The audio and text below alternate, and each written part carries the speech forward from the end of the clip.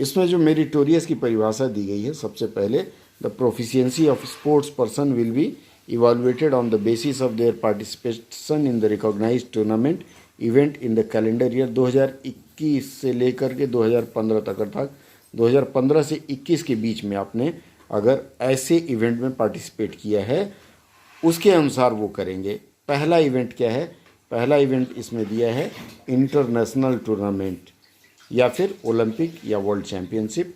दूसरा दिया है इंटरनेशनल टूर्नामेंट इवेंट कौन करेगा? एशियन गेम्स या कॉमनवेल्थ गेम्स या अफ्रो एशियन गेम्स अगर आयोजित करती है। उसके बाद की क्राइटेरिया है कि अन्य कोई इंटरनेशनल टूर्नामेंट हो रहा है, जैसे सैफ गेम वगैरह होता है, तो उसमें जिसने पार्टिसिपेट किया है उसको यह अवसर दिया जाएगा।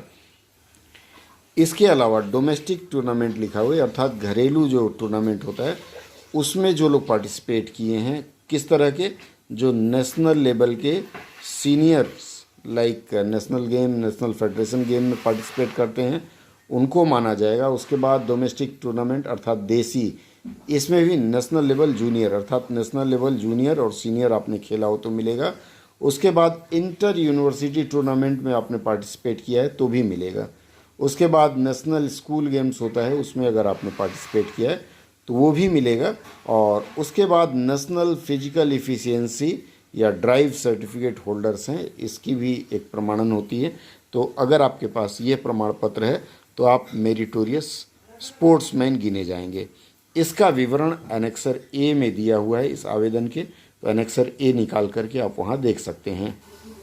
अब ज़रा हम इसके गेम्स भी देख लें। पहला है हॉकी, दूसरा एथलेटिक्स जिसमें ट्रैक एंड फील्ड इवेंट है, फुटबॉल है, आर्चरी अर्थात तीरंदाजी, याचिंग, याच मतलब वो पानी रिवर राफ्टिंग आता है, रोविंग इसी का एक हिस्सा है, बैडमिंटन, फिर आता है टेबल टेनिस, स्विमिंग, तैराकी, शतरंज, फिर टेनिस आया है, पावर लिफ्टिंग, वेट लिफ्टिंग, ये दोनों एक ही प्रकार के स्पोर्ट्स में आते हैं। उसके बाद मुक्का मुक्की, बॉक्सिंग या कुश्ती या जूडो और कराटे, डीओ लिखा हुआ है, ये कराटे खेलने वाले जानते होंगे। और फिर आता है ताइक्वांडो, कैरम खेलने वाले भी इसमें जा सकते हैं, शूटिंग, गोली चलाने वाले, रोलर स्केटिंग और ब्रिज। अगर इन 22 प्रकार के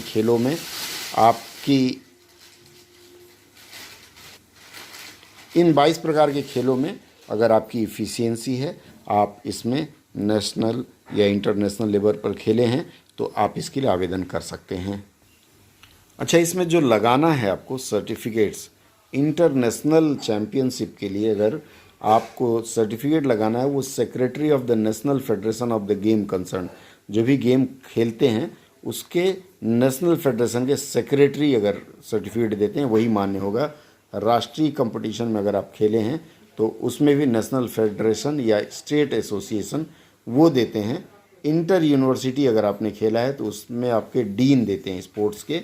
और नेशनल स्पोर्ट्स गेम अगर स्कूल के लिए खेला है तो director of additional joint deputy director, ये लोग आपको दे सकते हैं। फिजिकल इफ़िशियंसी ड्राइव में सेक्रेटरी और अदर ऑफिशियल जो हैं मिनिस्ट्री वाले, उनका दिया हुआ प्रमाणन आपका चलेगा।